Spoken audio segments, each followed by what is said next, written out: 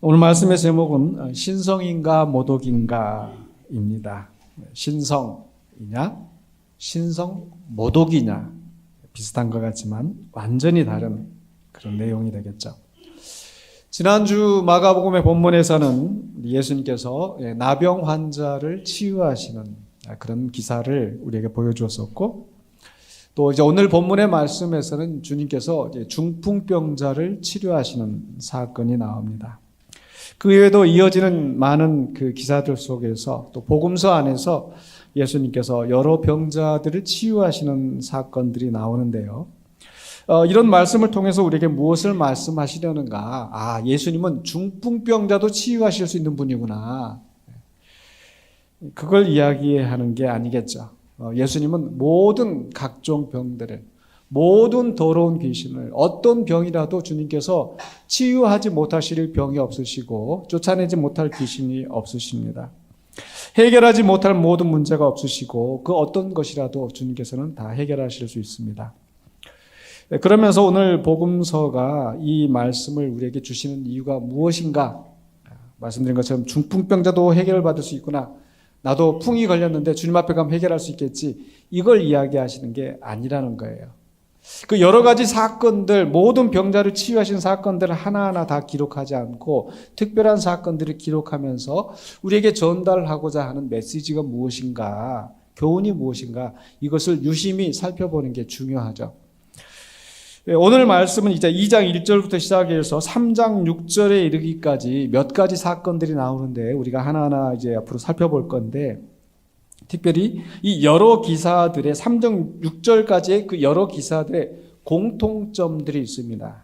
그것은 이 예수님이 하신 말씀, 예수님이 행하신 일들을 보고 서기관들이나 바리새인들이나 기존의 어떤 지도자들, 기득권자들이 거기에 흠을 찾고 트집을 잡는, 그러면서 예수님과 논쟁이 벌어지는 그런 내용들입니다. 그러다가 이제 3장 6절에 가면은 그들이 나가서 어떻게 하면 예수를 죽일까 하고 의논하더라라고 이제 마무리가 되어지는 거죠.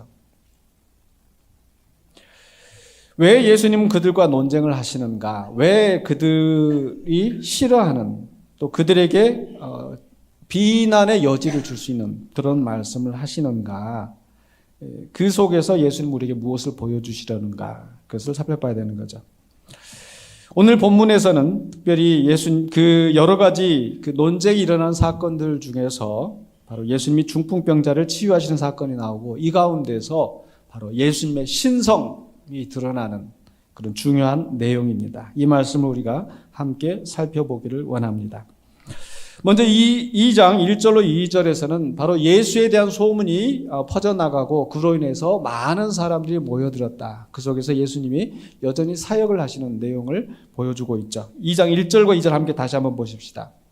수일 후에 예수께서 다시 가버나움에 들어가시니, 그것은 바로 이 본문의 앞에 1장의 내용과 연결되어지는 거죠. 예수께서 가버나움에 오셔서 많은 병자들을 치유하시고 귀신 들린 자의 귀신을 쫓아내시고 이러한 역사를 하셨습니다. 그리고 바로 앞에 직전에 무슨 사건이 있었습니까? 그 나병 환자를 치유하시는 사건이 나오죠. 이 나병 환자를 치유하실 때에 예수님께서 어떻게 하셨습니까? 그 치유함이 일어났을 때 가서 아무에게도 아무 말도 하지 말고 제사장에게만 가서 네가 나은 것을 보여주어라 라고 했었습니다. 그런데 이 치유받은 사람이 너무 놀랍고 감격하고 감사해서 이걸 자기 혼자만 알 수가 없는 거예요. 담아둘 수가 없어요. 그래서 사람들에게 소문을 냅니다. 내가 나병이 걸렸었는데 예수를 만났더니 내가 치유함을 받았노라고. 그랬더니 무슨 일이 벌어집니까? 소문이 더 퍼져서 그때부터 예수님께서 어떻게 하셨다고요? 바로 앞에 1장 마지막 절에 사람들 앞에 드러나게 다니실 수가 없는 거예요. 예수님이 가는 곳마다 사람들이 몰려들어서, 그러면서 정작 예수님께서 하시고자 하는 이 복음 전도의 사역에 막히게 되니까 예수님께서 그때부터는 이제 한적한 곳에 계셨다는 거죠. 그런데 이제 2장 1절로 돌아와서 그 수일 후에 어느 정도 예수님에 대한 소문이 잠잠해지고 이제 예수님께서 지금쯤 괜찮겠지 하고 이제 동네로 다시 들어오셔서 그 가버나움의 집에 계시게 된 거예요. 그런데 계속해서 본문 말씀이 설명하기를 가버나움 집에 계셨다는 소문이 또 사람들에게 즉시 퍼지는 겁니다. 예수님이 이제 가버나움의 어느 집에 오셨다고.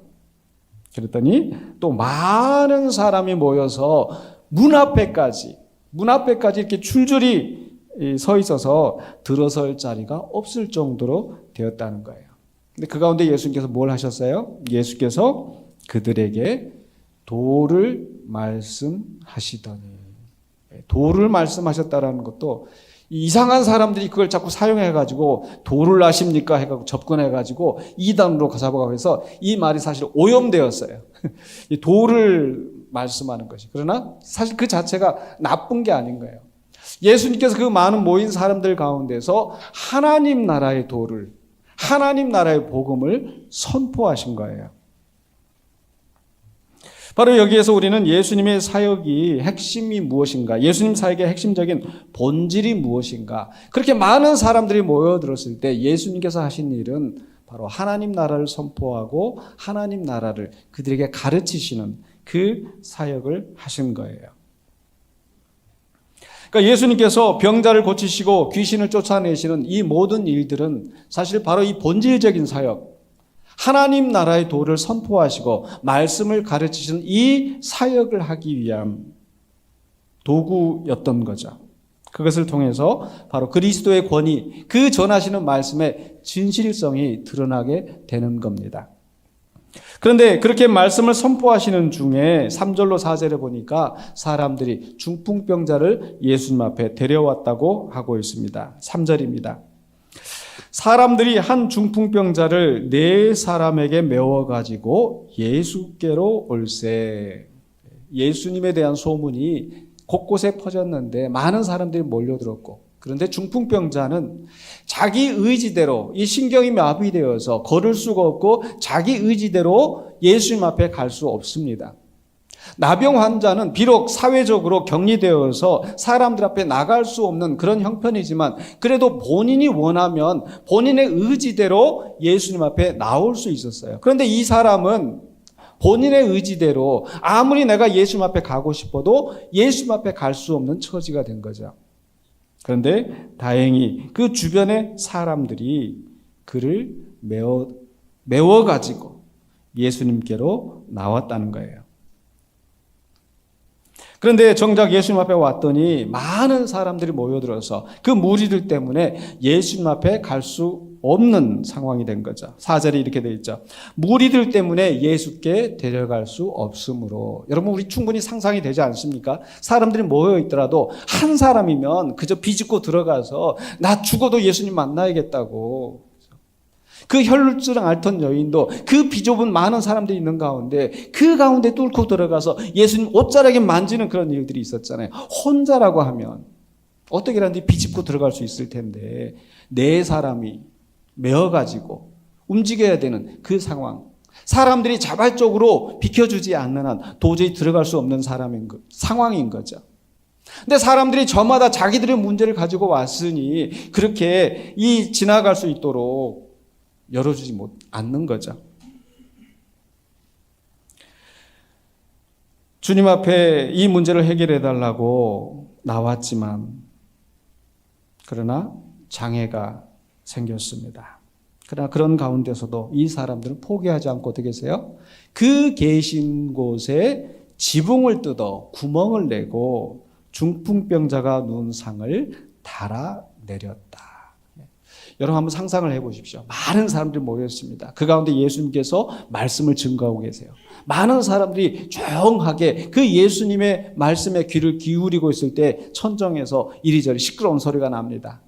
이 구멍을 뚫어서 내렸다고 하는데 구멍을 네 명이서 그 침상을 내릴 정도니까 얼마나 크게 구멍을 뚫었겠어요.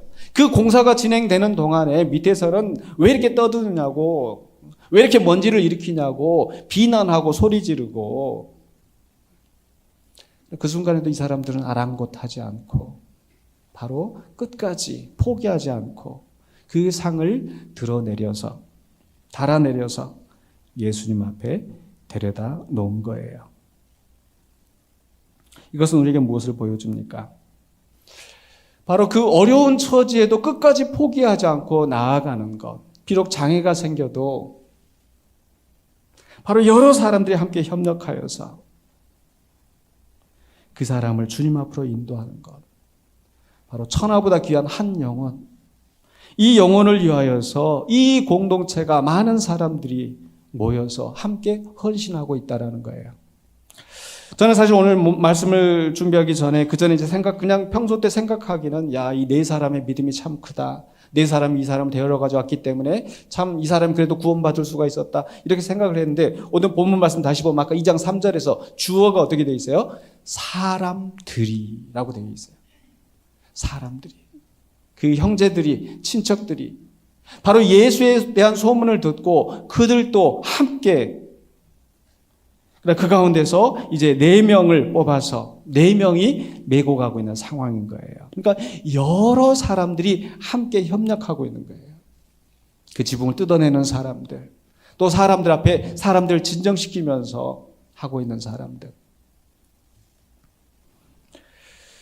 이것은 바로 우리가 오늘 이 시대에도 우리가 한 영혼을 주님 앞으로 인도하는 일이 얼마나 소중하고 귀한 것인가. 내 남편이, 내 아내가, 내 부모가, 내 자녀가 혹시 주님을 알지 못하고 여전히 어둠 가운데 있을 때 그를 주 앞으로 데려놓는 일을 위하여서 우리가 얼마만큼 언제까지 헌신해야 하는가. 우리는 몇 번 해보고 나서 아유, 이 사람 말 안 들어. 저 사람 듣지 않을 사람이야. 너무 쉽게 포기하는 것은 아닐까요? 몇 번 거절당해서 또는 거절당하기도 전에 벌써 지레 겁먹고 우리는 포기하고 있지는 않는지. 그러나 이 사람들은 포기하지 않았습니다. 끝까지 사람들의 비난을 감수해 가면서 그 사람을 주님 앞으로 달아내렸습니다. 그때 예수님께서 그 모습을 보시고 어떻게 하셨나요? 5절에서 바로 그 사람의 죄가 사해졌노라고 선언하시는 거예요. 5절입니다. 예수께서 그들의 믿음을 보시고 라고 했습니다. 이 말씀을 통해서 우리가 또 생각해야 할 것은 과연 예수님이 우리를 무엇을 찾으시는가? 우리에게서 무엇을 찾으시는가? 무엇을 보기를 원하시는가? 그것은 한마디로 우리의 믿음을 바라시는 거예요. 우리 믿음을. 우리가 얼마만큼 능력이 있는가? 우리가 어떤 교육을 받았는가? 우리가 얼마만큼 주님을 위해서 헌신할 수 있는가? 그것을 보는 것도 아니고 어떤 사회적인 위치에 있는지, 얼마만한 재력이 있는지 그것을 보고 주님께서 가려서 받으시는 게 아니에요. 주님이 오직 우리에게서 찾으신 것은 우리의 믿음인 줄로 믿습니다. 근데 그 믿음이 보니까 누구의 믿음이었어요? 중풍병자의 믿음이었습니까? 그 한 사람의 믿음이 아니고 여기에서는 그들의 믿음이라고 그랬어요. 바로 그 4사람, 또 그들과 함께하였던 그 일에 협력하였던 모든 사람의 믿음을 보시고 주님께서 역사하신 줄로 믿습니다. 이것은 우리에게도 시사하는 바가 굉장히 크죠. 성경에는 보고 믿음에 대해서 여러 가지로 말씀하십니다. 아까 말씀드렸던 혈루증을 앓던 여인이 내가 예수님의 옷자락만이라도 만지면은 내가 나음을 얻을 것이다라는 그 믿음, 그 예수님께서 그 여인의 믿음을 보시고 내 믿음이 너를 구하였다. 수로보닉의 여인을 향하여서 예수님께서 쫓아내는 것 같은데도 내가 그 상에서 떨어지는 부스러기라도 내가 먹으면 좋겠습니다 라고 끝까지 매달리는 그 믿음, 백부장의 믿음. 근데 그 당사자들의 믿음뿐만 아니라 그 주변에서 그 영혼을 위하여서 수고하며 애쓰는 그 믿음까지도 주님께서는 보신다는 거예요. 그래서 내 남편이나 내 아들이나 내 자녀들이나 내 주변의 내 형제들이나 친구들이나 우리가 보기에 믿음이 하나도 없는 것 같고 저 사람 도저히 구원을 위하여서 나올 것 같지 않고 그렇다 할지라도 우리가 믿음으로 가지고 나아갈 때 주님께서 우리의 믿음을 보시고 역사하실 줄 믿습니다. 우리 주님은 우리의 믿음을 찾으십니다. 오늘 본문 속에서 그들의 믿음은 장애가 있어도 포기하지 않는 믿음이었어요. 끝까지 수고하며 애쓰며 어떻게 해서라도 이 사람을 주님 앞으로 인도해야겠다는 그 믿음으로 나온 줄로 믿습니다. 근데 예수님께서 그들의 믿음을 보시고 뭐라고 말씀하셨어요? 죄사함을 받았느니라. 우리 예수님께서 그 중풍병자에게 말씀하십니다. 작은 자야, 소자야. 여기서 작은 자라고 하는 것은 무시하는 말이 아니에요. 이것은 마치 우리 표현에 아가 이렇게 부르듯이 정말 정겹게 나병 환자를 치유하실 때는 그의 고통을 아시고 그 소외된 그 마음, 그 절망을 아시고 그 썩어가는 피부를 어루만지셨던 우리 주님께서 이 중풍병자를 향하여서 아가 이보시게 친근하게 그를 부르시면서 뇌죄사함을 받았노라고 말씀하시는 거예요. 이 사람은 또 그와 함께했던 사람들은 중풍병이 치유를 위하여서 아마 나온 줄로 믿습니다. 그렇지만 예수님은 그 병의 치유가 아니라 죄의 문제를 말씀하셨어요. 성경에 보면 때때로 하나님께서 우리의 죄를 심판하시기 위하여서 우리의 육체를 치실 때가 있습니다. 그렇기 때문에 성경에는 심판을 받아서 병이 든 경우들이 많이 있죠. 예를 들면 미리암, 모세의 누이인 미리암이 모세에게 시비를 걸고 트집을 잡다가 그 문둥병이 발하였다는 그런 이야기가 나오고, 우시아도 역시 교만하여서 제사장이 분향해야 하는데 그 제사장이 분향을 빼앗아서 자기가 분향을 하면서 나병이 발하였다는 그런 기사가 있습니다. 그 외에도 여러 가지 죄로 인하여서 병에 있었던, 또 하나님께서 이스라엘의 배역함에 대해서 그들 가운데 질병을 내리셨던 그런 기사들도 많이 있습니다. 그렇지만 반대로 모든 병들이 다 죄 때문에 온 것은 아니라는 사실을 우리는 알아야 합니다. 가끔 우리는 이제 큰 병이 생기면, 또 큰 사고가 생기면 금방 드는 생각이 뭐예요? 내 죄 때문이 아닐까? 내가 무슨 잘못을 해서 하나님께서 노하셨을까?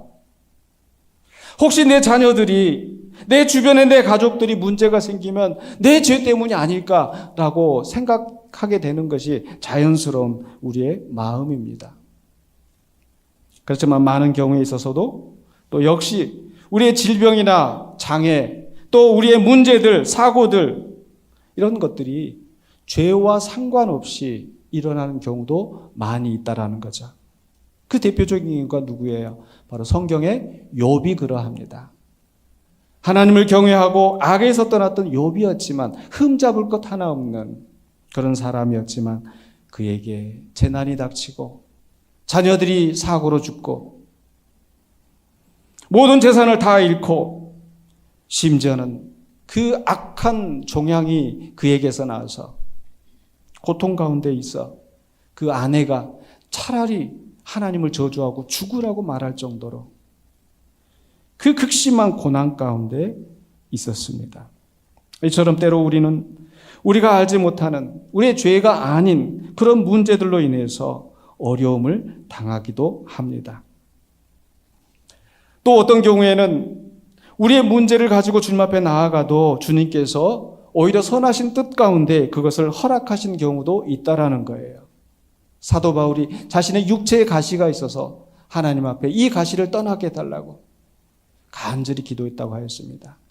그는 하나님을 위하여서 헌신하고 복음을 위하여서 몸을 아끼지 않는, 감옥에도 가고 매를 맞고 그렇게 헌신하였던, 더군다나 능력이 출중하였던 그런 사람이었습니다. 그러나 그도 육체의 가시 때문에 고통을 받고 있었고, 그에게 육체의 가시가 없었다면 어쩌면 더 내가 복음을 잘 전할 수 있을 거라고 그런 생각도 했겠죠. 그러나 그의 기도에 대해서 하나님께서는 뭐라고 말씀하십니까? 네 은혜가 내게 족하다. 약할 때 더 강하게 하시는 하나님의 은혜가 그 가운데 있었던 것을 사도 바울로 깨닫게 하시고, 그래서 사도 바울은 그 육체의 가시를 안고 끝까지 살아가는 거예요. 또 요한복음 9장에 보면은 태어나면서부터 맹인된 사람의 이야기가 나옵니다. 요한복음 9장 1절로 2절에 예수께서 길을 가실 때 날 때부터 맹인된 사람을 보신지라. 제자들이 물어 이르되 랍비여, 이 사람이 맹인으로 난 것이 누구의 죄로 인함이니까? 이때도 사람들은 다 무슨 병이 생기고 문제가 생기면은 죄 때문이다. 누군가 잘 되고 복을 받으면 그 사람은 하나님 앞에 의롭다함을 인정받았기 때문이다. 이렇게 기계적으로 생각을 했어요. 그런데 날 때부터 맹인이 된 사람은 저 사람은 도대체 누구의 죄 때문인가? 아마 우리가 그 부모의 입장이라고 한다면 내 죄 때문에 내가 이런 자식을 낳았구나, 뭐 이런 생각을 했을 수도 있겠죠. 다른 사람들이 그 사람을 보면서 여러 가지 손가락질을 하면서 의심을 했을 것입니다. 그럼 우리 주님 뭐라고 대답하십니까? 9장 3절에 이 사람이나 그 부모의 죄로 인한 것이 아니라 그에게서 하나님이 하시는 일을 나타내고자 하십니다. 죄와 상관이 없는 거예요. 오히려 그 일을 통하여서 하나님의 영광을 나타내시는 목적이 있었다는 거죠. 그러나 본문의 중풍병자의 경우는 분명히 그의 병은 죄와 연관이 있었던 것 같습니다. 그의 중풍병의 원인은 바로 죄의 문제였습니다. 오늘 본문은 그가 어떤 죄를 지었고 어떤 배경이 있었는지 그것을 말씀하지는 않습니다. 그것이 중요한 건 아니죠.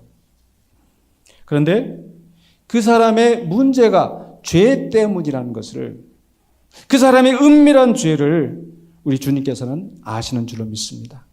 왜냐하면 이 다음 장면에도 보면은 그 서기관들이 마음속으로 의문을 품고 마음속으로 주님을 정죄하는 그것까지도 주님께서는 아시거든요. 그렇기 때문에 이 사람이 무슨 죄를 지었고 무엇 때문에 이 병으로 고통을 받고 있는지 우리 주님께서는 다 아실 거예요. 또 누가 알고 있어요? 당사자가. 그 중풍병자 자신도 그 중풍병으로 고통을 받으면서 육체의 고통을 당하는 것도 괴롭지만, 그러나 무엇 때문에 이 일이 일어났는지 알고 있기 때문에 아마 그 죄책감으로 고통을 받고 있었을 것입니다. 마치 시편 속에서 다윗이 눈물로 침상을 띄우면서 내 죄를 회개하니 용서해달라고 아마 이런 심정으로 나왔을 줄로 믿습니다. 그래서 다른 사람들은 몰라도 우리 주님은 그 마음까지 다 아시는 거예요. 무엇 때문에 고통을 받고 있는지. 그래서 그 사람을 향하여서 작은 자야, 소자야, 내 죄사함을 받았느니라 라고 말씀하신 줄로 믿습니다. 우리의 가장 큰 문제를 아시는 주님, 우리의 근본적인 문제를 무엇인지 아시는 주님, 피상적인 겉으로 드러난 그것만 해결하시는 것이 아니라 근본적인 문제를 해결하실 분이라는 거예요. 원인을 찾지 않고 겉에 있는 문제만 해결하는 것은 아무런 소용이 없습니다. 우리 예수님은 우리의 근본 문제, 그 근본 문제가 무엇입니까? 바로 죄의 문제입니다. 그것을 해결해 주셨습니다. 그렇다면 바로 이 중풍병자와 우리와 사이에 공통점이 있습니까? 없습니까? 나는 중풍병에 안 걸렸기 때문에, 나는 나병이라는 큰 질병이 없기 때문에, 나는 이런 큰 문제가 없기 때문에 나는 예수님이 필요 없다. 어느 누구도 그렇게 할 수가 없습니다. 왜냐하면 우리 모두 다 죄인이기 때문에, 죄의 문제를 가지고 있기 때문에. 또 달리 생각을 해보면은 우리는 어떤 문제가 있을 때 피상적인 해결에 연연하지만은 그것 때문에 우리는 호소하고 기도하고 필요합니다. 우리가 간절히 기도할 때 우리 주님께서는 우리를 불쌍히 여기시고 우리의 문제에 관심을 가지시고 또 해결해 주실 줄로 믿습니다. 그러나 그렇지 않을 때도 있다라는 것. 그렇다면 주님이 내 문제를 해결해 주지 않으시고 주님이 내 이 병을 해결해 주지 않으면 나는 실패한 인생이고 나는 주님 앞에 버림받은 존재인가? 그렇지 않다라는 거죠. 질병뿐만이 아니고 사업의 문제, 가정의 문제, 관계 때문에 오는 문제, 그 문제 때문에 우리가 괴로워서 주님 앞에 간구하고 기도해도 때로 주님께서 금방 들어주지 아니하시고, 그러할 때도 우리는 결코 실패한 인생이 아니라는 거예요. 즉, 이 모든 일이 내가 원하는 대로 해결되지 않는다 하더라도 내가 주님을 믿고 내가 죄사함을 받고 하나님의 자녀로 살아간다면 우리는 성공한 인생인 줄로 믿습니다. 오늘 특송 가운데서도 바로 그 찬양을 하는 거예요. 하나님의 자녀로 살아가는 것, 그것이 나의 행복이라고. 내 문제가 해결되어지고 내가 다른 사람보다 더 성공하고 더 잘나게 살아서 내가 성공하고 행복한 인생이 아니라 내가 죄사함을 받고 하나님의 자녀로 살아간다면 성공하고 행복한 인생인 줄 믿으시기 바랍니다. 그런데 이렇게 예수님께서 그 사람의 사죄를 선언하였을 때 그 모습을 보고 서기관들이 예수님을 비난합니다. 2장 6절로 7절에서 어떤 서기관들이 거기 앉아서 마음에 생각하기를 이 사람이 어찌 이렇게 말하는가, 신성모독이로다. 신성모독은 굉장히 큰 죄예요. 신성모독이면 즉시 끌고 나가서 돌로 쳐 죽여야 하는 그런 죄인 거예요. 왜 그렇게 이야기를 합니까? 왜 그렇게 판단을 합니까? 오직 하나님 한 분 외에는 누가 능히 죄를 사하겠느냐. 이 말 자체는 틀린 말이 아니에요. 죄를 용서하는 것은 오직 하나님의 영역입니다. 우리나라의 정치에서도, 우리 대한민국에서도 사명권은 누가 가지고 있어요? 누구 가지고 있어요? 대통령, 대법원장, 또 뭐 국회의장 이렇게 있어요? 아니에요. 사명권은 오직 대통령만 있다고 이 대한민국 헌법 제79조에 제가 다 찾아봤어요. 사명권도 대통령한테만 있는데, 그러니까 검사가 할 수 있는 것은 기소유예, 재판관이 할 수 있는 것은 집행유예, 집행유예나만 많이 들어보셨을 거예요. 없어지는 게 아니에요. 사면받는 게 아니에요. 그냥 미뤄두는 거예요. 근데 사면권 오직 대통령에게, 죄사하는 권세는 오직 누구에게? 하나님에게만 있다라는 거. 그건 틀림없는 사실입니다. 그럼 이들이 예수님을 향하여서 신성모독이라고 말하는 것이 맞는가? 근데 이 사람이 간과한 것이 있어요. 그 뭐냐면은 바로 예수님이 누구신가 하는 거예요. 예수님은 누구십니까? 하나님의 아들, 살아계신 하나님의 아들 그리스도. 하나님과 동등하신 삼위일체 성자의 하나님이시기 때문에 하나님과 동등하신 분이 낮아지셔서 우리 가운데 오셔서 우리의 죄의 문제를 해결하시려고 우리 가운데 오셨을 뿐이지, 그분은 하나님과 동등하신 분이기 때문에 그분에게는 뭐가 있어요? 죄를 사하시는 권세가 있는 겁니다. 그렇기 때문에 그가 소자야 작은 자야 내가 죄사함을 받았다라고 하는 것은 결코 신성 모독이 아니라 신성을 나타내시는 거예요. 그게 신성과 신성 모독의 차이입니다. 예수님이 신적 권한을 가지시고 그 권한을 행사하시는 것이 신성을 드러내시는 거예요. 근데 신성 모독은 뭐예요? 그런 권한이 없는 자가 그런 것처럼 사람들 앞에 행사하는 것. 그게 신성모독이 되는 거죠. 저는 신성까지는 아니지만 저도 비슷한 일을 겪었습니다. 제가 명의도용을 했노라고 경찰에 고발을 당해서 경찰 가서 조사받고 그런 일이 있었어요. 2020년도에 제가 이 생명의 삶이라고 하는 두란노 출판사에서 이 큐티로 가장 많이 알려진, 사람들이 가장 많이 아마 읽혀지는 그런 큐티 집일 거예요. 2020년도에 제가 이 두란노의 그 편집 일을 하시는 분으로부터 전화를 받아가지고 이 큐티의 원고를 써달라고 해가지고 제가 2달에 걸쳐서 9월과 10월에 걸쳐서 제가 이 원고를 작성을 해서 이제 보냈습니다. 그런데 제 소개를 해야 되잖아요. 임용섭만 쓰는 게 아니라 어디서 뭐 하고 있는 사람인지. 근데 제가 그때 한세대학교에 교수로 있었기 때문에 한세대학교 교수로 쓰면은 아마 사람들이 그렇지 교수가 이 정도 글을 쓰지 하고 이렇게 생각할 수도 있었을 텐데 저는 제가 우리 군산영광교를 표시하는 것이 더 좋을 것 같았어요. 그래서 야, 군산에 이런 목사님이 있구나, 군산영광교회가 또 이런 교회구나 하면 더 좋을 것 같아서 제가 임용섭 군산영광교회 담임 이렇게 적었더니 세상에 그걸 가지고 이 출판사에 전화를 해가지고 이 임용선 목사가 뭐 이렇게 명의 도용을 했다라고 막 출판사에 막 들쑤시고 맴 전화해가지고 또 경찰서에다가 이렇게 사기죄에다가 명의 도용에다가 해가지고 고발해가지고 제가 가서 경찰서까지 이래봬도 조사 받고 온 사람이에요. 근데 어떻게 됐을까요? 제가 가서 다 이 출판사에도 얘기했어요.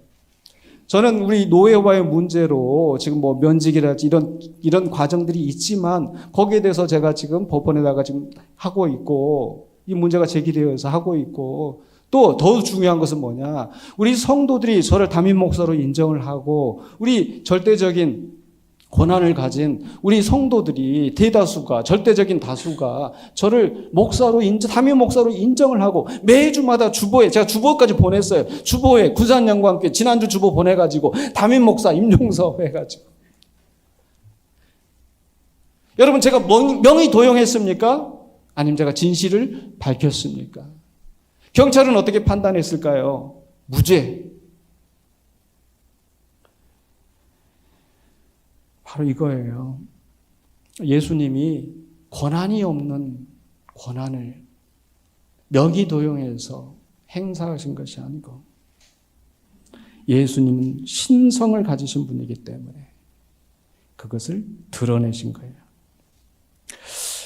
그런데 우리 아까 말씀드린 것처럼 3장 6절에 가서 보면 이 사람들이 어떻게 하면 예수를 죽일까 궁리하노라고. 차라리 예수님 좀 그런 문제가 될 만한 말들은 좀 하지 않으셨으면 좋잖아요. 왜 굳이 그런 얘기를 해가지고 사람들이 구설수에 오르고. 예수님께서 이렇게 말씀하신 의도가 있죠. 차라리 예수님께서 이렇게 말씀하지 않으셨다면 조용히 넘어갔을 수도 있습니다. 그런데 예수님께서 이렇게 말씀하시고 문제를 일으키신 이유가 무엇이었을까요? 2장 10절에 그러나 인자가 땅에서 죄를 사하는 권세가 있는 줄을 너희로 알게 하려 하노라. 지금 예수님은 말씀을 선포하고 하나님 나라의 도를 가르치신 중에 일이 일어났잖아요. 내 죄가 사함을 받았노라라고 선언하신 그 행위 자체가 바로 하나님 나라의 비밀을 선포하시는 겁니다. 무슨 뜻이냐? 여러분 예수님께서 당신을 가리켜서 여기서 뭐라고 하고 있어요? 주어가 뭐예요? 2장 10절에서 인자가 땅에서 죄를 사하는 권세. 예수님이 자신을 가리켜서 뭐라고 했어요? 인자가. 예수님이 인자가 무슨 뜻일까요? 인자는 글자 그대로 사람인 아들자, 사람의 아들이라는 것을 번역한 겁니다. 이 인자가 무슨 뜻인가? 또 인자에게 그 죄를 사는 권세가 있다는 것이 무슨 뜻인가? 이것은 바로 다니엘서 7장에 나오는 말씀과 연결이 되어집니다. 다니엘서 7장에 보면 다니엘이 밤중에 환상 중에 무서운 짐승들이 나오는 걸 봅니다. 아주 무서운 사자가 독수리 같은 날개를 등에 달고 있는데 얼마나 무서워요. 사자만 생각해도 무섭고 독수리만도 무서운데 사자와 독수리가 합쳐진 큰 곰이 갈빗대 3대를 입에 물고 또 어떤 짐승은 아주 무엇인지 알지 못하지만 아주 무서운 짐승들이 나오고 이렇게 4 짐승이 지나가고 그 다음에 13절에 내가 또 밤에 환상 중에 보니 인자 같은 이가. 거기서 인자가 나오는 거예요. 바로 이 인자는 사람의 형상을 사람 같은 이가 나오는 거죠. 그러니까 앞에 4 짐승하고 바로 이 사람 같은 이 인자가 대조되는 겁니다. 앞에 4 짐승은 무엇이냐? 바벨론, 페르시아, 로마 이 세상의 권세들 칼과 무기로 세상을 지배하고 사람들을 공포에 빠지게 하고 자기들의 욕심을 채워가는 이 세상 권세들이 하나씩 둘씩 나타났다가 사라지고 나타났다가 사라지겠지만 마지막 때에 인자 같은 이가 하늘 구름을 타고 와서 옛적부터 계신 하나님 앞에 인도되어서 그 다음에 무슨 일이 벌어질까요? 14절입니다. 14절 말씀, 중요한 말씀이니까 같이 한번 읽어볼까요? 시작. 그에게 권세와 영광과 나라를 주고 모든 백성과 나라들과 다른 언어를 말하는 모든 자들이 그를 섬기게 하였으니 그의 권세는 소멸되지 아니하는 영원한 권세요 그의 나라는 멸망하지 아니할 것이라. 인자가 권세를 받습니다. 누구로부터? 하나님으로부터. 이것은 마지막 때에 이 세상의 모든 나라의 권세를 멸하시고 하나님의 권세를 받아서 하나님의 권세로 이 땅을 통치하실 메시아에 대해서 예언하고 있는 거예요. 그러니까 지금 예수님께서 이 중풍병자 이 사건을 통해서 인자가 죄를 사하는 권세가 있다는 것을 내가 너에게 알게 하려는 것이라고 하는 것은 바로 다니엘서 7장에 예언되었던 바로 메시아가 바로 여기 있노라고, 내가 바로 그 메시아라고 선언하는 거예요. 이게 신성모독입니까? 명의도용입니까? 바로 진리를 알게 하시고 그 듣는 사람들을 바로 그 주님 앞으로 인도하시는 예수님의 초청장인 줄로 믿습니다. 바로 예수님이 이 사건을 통해서 당신의 정체성을, 신성을 가지신, 신적인 권위를 가지신 것을 드러내신 거예요. 바로 예수님은 하나님의 아들로서, 하나님과 동등하신 분으로서 하나님께로부터 보내심을 받아서 이 땅에 오신 분이죠. 왜 보내심을 받았습니까? 하나님이 세상을 이처럼 사랑하사 독생자를 주셨으니 이는 저를 믿는 자마다 멸망하지 않고 영생을 얻게 하시려고. 우리가 우리의 죄 때문에 멸망하고 죽을 수밖에 없었는데 바로 하나님께서 그 아들을 보내셔서 그 아들을 믿는 모든 사람들이 영생을 얻게 하시려고. 그렇다면 우리는 우리의 죄의 문제를 해결하기 위해서 어떻게 해야 되겠습니까? 바로 하나님이 보내신 그 아들을 믿어야 되는 거예요. 여러분 그 아들을 믿으십니까? 아멘. 그래서 그 아들을 믿고 영생을 얻으라고 예수님께서 바로 그 중풍병자를 죄를 사하였노라고 문제가 되는 그 발언을 하신 겁니다. 그랬더니 어떻게 되었습니까? 그 다음에 예수님이 하신 말씀은 그 사람에게 이제 일어나 네 상을 들고 집으로 가라. 그랬더니 어떻게 되었습니까? 12절에 그가 일어나 곧 상을 가지고 모든 사람 앞에 나가거늘 그들이 다 놀라 하나님께 영광을 돌리며 이르되 우리가 이런 일을 도무지 보지 못하였다 하더라 라고 마무리가 되어지죠.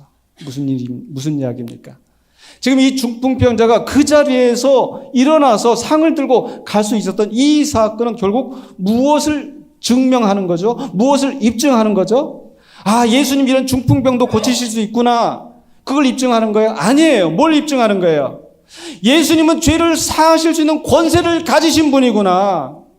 하나님이 보내신 다니엘서 7장에서 예언됐던 바로 그분이시구나. 이걸 믿게 된 거예요. 이게 입증이 된 겁니다.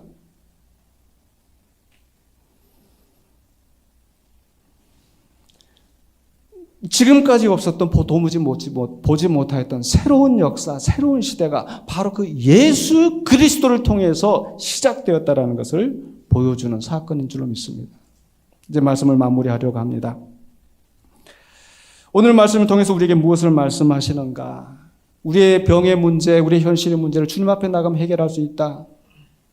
그것이 중요한 것이 아니라 바로 예수 그리스도, 하나님과 동등하신 신성을 가지신 그분이 우리 가운데 오셔서 우리의 문제를 해결하기 위해서 우리 가운데 오셨다라는 거예요. 그렇다면 우리는 어떻게 해야 되겠습니까? 우리의 모든 문제를 가지고, 특별히 우리의 죄의 문제를 가지고 주님 앞에 나아가서 죄사함을 받는 우리가 되어야 될 줄로 믿습니다. 여러분 그 죄사함을 받으셨습니까? 여러분의 죄의 문제가 해결되었습니까? 그렇다면 이제 우리는 어떻게 해야 되겠습니까? 내 문제가 해결되었습니다. 그럼 나는 이제 오늘 죽어도 천국에 가니까 나는 이제 됐다. 거기서 멈추는 게 아니라 우리는 뭐 해야 되겠어요?